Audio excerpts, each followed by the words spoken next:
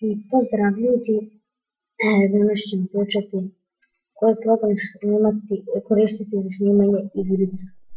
Ja ću izabrati na top 4, ajde da kažemo, to su četvrto mesto Bandicam, treće mesto Dxtory, četvrto mesto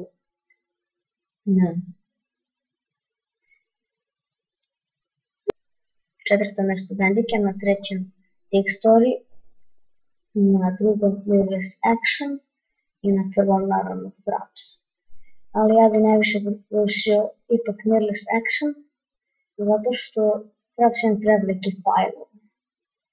I zato, znači, ipak po mojem mišljenju Mirrorless Action, ali to vi inače isključivo zavisi od vas, tako da vi odaberete šta vam se sviđa. I ćao.